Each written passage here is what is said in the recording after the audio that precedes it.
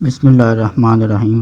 ناظرین گرامی، ہم حضور صلی اللہ علیہ وآلہ وسلم کی بچپن کی کچھ یادیں آپ کی خدمت میں پیش کریں گے۔ حضور صلی اللہ علیہ وآلہ وسلم کے والد گرامی حضرت عبداللہ آپ صلی اللہ علیہ وآلہ وسلم کی ولادت سے تھوڑا عرصہ پہلے ہی انتقال فرما گئے تھے۔ ولادت کے بعد رضاعت کے لیے آپ صلی اللہ علیہ وآلہ وسلم کو حلیمہ سعدیہ رضی اللہ تعالی عنہا کے سپرد کر دیا گیا، جہاں آپ صلی اللہ علیہ وآلہ وسلم 2 برس تک رہے۔ جب آپ صلی اللہ علیہ وآلہ وسلم کی والدہ حضرت بی بی آمنہ کا انتقال ہو گیا تو آپ صلی اللہ علیہ وآلہ وسلم کے دادا حضرت عبد المطلب آپ صلی اللہ علیہ وآلہ وسلم کی پرورش فرمانے لگے کہ جنہیں آپ صلی اللہ علیہ وآلہ وسلم سے بہت محبت تھی۔ خانہ کعبہ کے سائے میں حضرت عبد المطلب کے لیے ایک تخت بچھایا جاتا تھا۔ عبد المطلب آ کر اس تخت پر بیٹھ جاتے اور ان کے سارے بیٹے ان کے ارد گرد بیٹھتے۔ ایک روز عبد المطلب تخت پر بیٹھے ہوئے تھے، ایسے میں ان کے پاس نجران کے عیسائی آ گئے۔ ان میں ایک پادری بھی تھا۔ اس پادری نے عبد المطلب سے کہا، ہماری کتابوں میں ایک ایسے نبی کی علامات ہیں جو اسماعیل علیہ السلام کی اولاد میں ہونا باقی ہے۔ یہ شہر اس کی جائے پیدائش ہوگا، اس کی یہ نشانیاں ہوں گی۔ ابھی یہ بات ہو رہی تھی کہ کوئی شخص آپ صلی اللہ علیہ وآلہ وسلم کو لے کر وہاں آ پہنچا۔ پادری کی نظر جو ہی آپ صلی اللہ علیہ وآلہ وسلم پر پڑی، وہ چونک اٹھا۔ آپ کی آنکھوں، کمر اور پیروں کو دیکھ کر وہ چلا اٹھا، وہ نبی یہی ہیں، یہ تمہارے کیا لگتے ہیں؟ عبد المطلب بولے، یہ میرے بیٹے ہیں۔ اس پر وہ پادری بولا، تب یہ وہ نہیں، اس لیے کہ ہماری کتابوں میں لکھا ہے کہ اس کے والد کا انتقال اس کی پیدائش سے پہلے ہو جائے گا۔ یہ سن کر عبد المطلب بولے، یہ دراصل میرا پوتا ہے، اس کے باپ کا انتقال اس وقت ہو گیا تھا جب یہ پیدا بھی نہیں ہوا تھا۔ اس پر پادری بولا، ہاں یہ بات ہوئی نا، آپ اس کی پوری طرح حفاظت کریں۔ عبد المطلب کی آپ سے محبت کا یہ عالم تھا کہ کھانا کھانے بیٹھتے تو کہتے، میرے بیٹے کو لے آؤ۔ آپ تشریف لاتے تو عبد المطلب آپ کو اپنے پاس بٹھاتے، آپ کو اپنے ساتھ کھلاتے۔ قبیلہ لہب کا ایک شخص فال نکالا کرتا تھا۔ جب وہ مکے میں آتا تو قریشی لوگ اپنے لڑکوں کو اس کے پاس لے جاتے تھے۔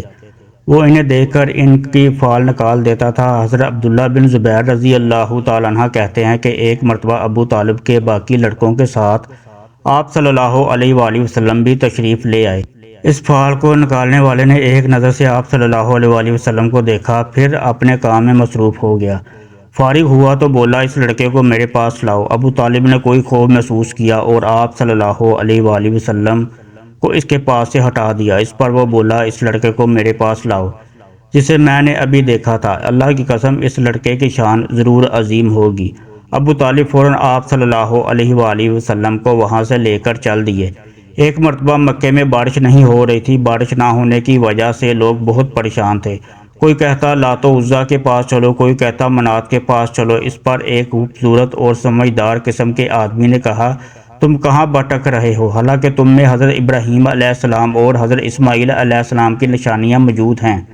یہ سن کر لوگوں نے کہا، کیا آپ کا اشارہ ابو طالب کی طرف ہے؟ اس نے فوراً کہا، ہاں۔ وہ سب کھڑے ہو گئے اور ابو طالب کے دروازے پر آئے۔ ابو طالب باہر نکلے تو لوگوں نے ان سے کہا، وادی میں قحط پڑا ہے، بچے ہلاک ہو گئے، آئیں بارش کی دعا کریں۔ ابو طالب ان کے ساتھ چلے۔ اس وقت حضور صلی اللہ علیہ وآلہ وسلم ان کی انگلی پکڑے ساتھ چل رہے تھے اور آپ صلی اللہ علیہ وآلہ وسلم چھوٹے سے بچے تھے۔ خانہ کعبہ کے پاس پہنچے تو ابو طالب نے آپ صلی اللہ علیہ وآلہ وسلم کی انگلی پکڑ کر آسمان کی طرف اٹھا دی۔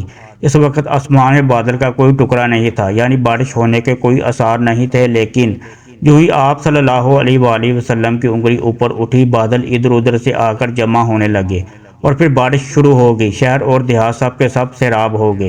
اعلان نبوت کے بعد جب قریش آپ صلی اللہ علیہ وآلہ وسلم کو ستانے لگے تو ایک مرتبہ ابو طالب نے ان سب سے اشعار کی صورت میں یہ بات کہی، تم انہیں ستاتے ہو، یہ تو روشن والے چہرے ہیں، ان کے چہرے کا واسطہ دیکھ کر تو بارش طلب کی جاتی ہے، یہ تو یتیموں کی فریاد رس ہیں، بیواؤں کے محافظ ہیں، آل ہاشم کے ضرورت مند انہی کے دامن پکڑتے ہیں اور ایسا کرنے کی وجہ سے نعمتیں اور عزت پاتے ہیں۔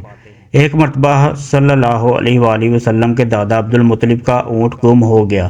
انہوں نے آپ صلی اللہ علیہ وآلہ وسلم کو اونٹ کی تلاش میں بھیجا۔ آپ صلی اللہ علیہ وآلہ وسلم کو واپس آنے میں کچھ دیر ہو گئی۔